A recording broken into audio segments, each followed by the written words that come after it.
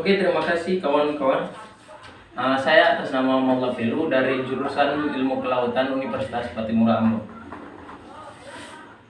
Di sini yang saya akan jelaskan lebih panjang lebar mengenai transportasi sedimen oleh gelombang dan arus. Yang paling penting sebelum memulai membicarakan mengenai transportasi sedimen, saya mengucapkan terima kasih kepada dosen yang sudah kreatif dalam menanggapi situasi pandemi. Sekali lagi saya ucapkan banyak terima kasih kepada dosen dalam mengembangkan pengetahuan kami para mahasiswa di tengah-tengah pandemi COVID-19. Oke teman-teman, saya masuk kepada tema, yaitu bagaimana membicarakan mengenai transportasi sedimen oleh arus dan gelombang. Namun sebelum saya masuk kepada temanya, saya mau membicarakan mengenai sedimen. Sedimen, setiap saat yang masuk ke laut belum tentu berakhir sebagai sedimen. Sedimen adalah sesuatu yang tidak bernyawa atau bukan organisme yang hidup. Prinsipnya, sedimen merupakan material padat yang terdeposit pada dasar perairan. Media yang berpengaruh untuk transportasi sedimen sangat berupa. Poin yang paling penting, media yang berpengaruh untuk transportasi sedimen adalah angin dan air. Yang harus teman-teman ketahui bahwa sedimen mengalami perpindahan karena tekanan yang diterima lebih besar dari berat jenis yang dimiliki oleh sedimen. Sumber tekanan pun beragam. Misalnya, di air ada arus dan gelombang serta pasang surut. Di darat ada angin ataupun di sungai ada aliran sungai.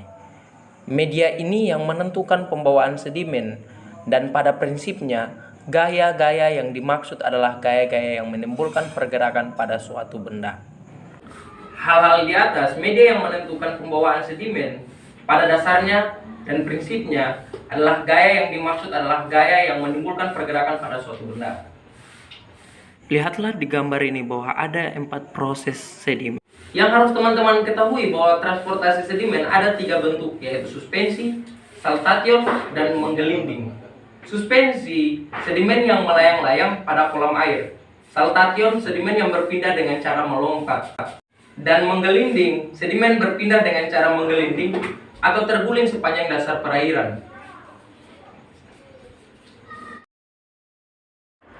Oke teman-teman, ketika sudah membicarakan tadi mengenai sedimen, sekarang kita masuk kepada tema besar, yaitu transportasi sedimen oleh arus dan gelombang.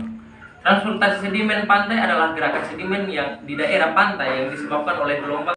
Kita telah membicarakan lebih awal bahwa arus dan gelombang merupakan faktor kekuatan utama transportasi sedimen yang menentukan arah dan sebaran sedimen. Proses transportasi populasi sedimen terbagi atas 2 jenis muatan.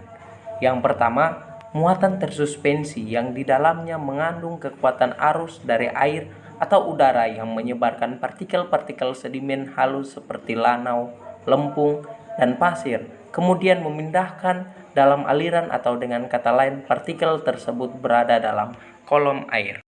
Yang kedua, muatan pada lapisan dasar perairan dalam bentuk suspensi. Suspensi kolom air seperti boulder, pebbles, dan gravel ditransportasi sepanjang dasar perairan. Morfologi atau bentuk partikel sedimen mempengaruhi sebaran sedimen pada dasar perairan. Hal ini disebabkan bentuk yang berbeda akan diendapkan pada jarak yang berbeda dari sumbernya oleh kekuatan energi transportasi yang sama. Gambar ini di atas menggambarkan ada 3 kelompok populasi sedimen, yaitu kerikil, pasir, serta lumpur. Oke, sampai di sini pembicaraan saya mengenai transportasi sedimen oleh arus dan gelombang. Sekian dan terima kasih. Jika ada pertanyaan dan saran, saya terima pada komentar di bawah ini. Oke.